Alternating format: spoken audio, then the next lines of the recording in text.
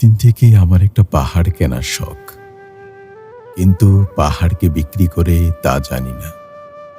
যদি তার দেখা পেতাম, দামের জন্য আটকাতো না।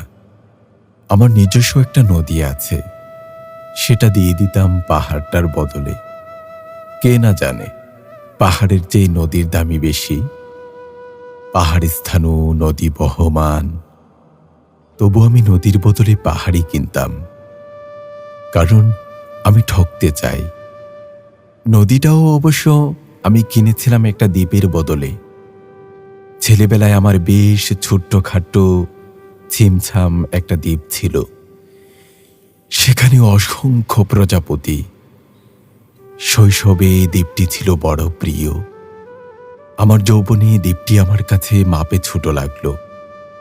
প্রবাহমান ছিপছিপে তন্নি নদীটি বেশ পছন্দ হলো আমার। বন্ধুরা বলল, ওইটুকু একটা দ্বীপের বিনিময়ে এত বড় একটা নদী পেয়েছিস, খুব তো জিতেছিস মাইরি। তখন জয়ের আনন্দে আমি বিহ্বল হতাম। তখন সত্যি আমি ভালোবাসতাম নদীটিকে। নদী আমার অনেক প্রশ্নের উত্তর দিত, যেমন, বলতো আজ সন্ধ্যাবেলা বৃষ্টি হবে কিনা। সে বলতো, আজ এখানে দক্ষিণ গরম হাওয়া, শুধু একটা ছোট্ট দ্বীপে বৃষ্টি, সে কি প্রবল বৃষ্টি, যেন একটা উৎসব। আমি সেই দ্বীপে আর যেতে পারি না। সে জানতো, সবাই জানে, শৈশবে আর ফেরা যায় না। এখন আমি একটা পাহাড় কিনতে চাই।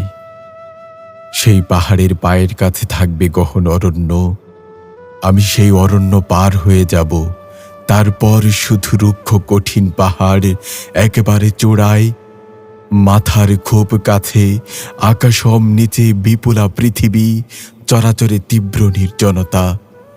আমার কণ্ঠস্বর সেখানে কেউ শুনতে পাবে না। আমি ঈশ্বর মানি না, তিনি আমার মাথার কাছে ঝুঁকে দাঁড়াবেন না। আমি শুধু 10 দিককে উদ্দেশ্য করে বলবো, প্রত্যেক মানুষই অহংকারী। এখানে আমি একা, এখানে আমার কোনো অহংকার নেই। এখানে জয়ী হবার বদলে ক্ষমা চাইতে ভালো লাগে। হে 10 দিক, আমি কোনো দোষ করিনি, আমাকে ক্ষমা করো।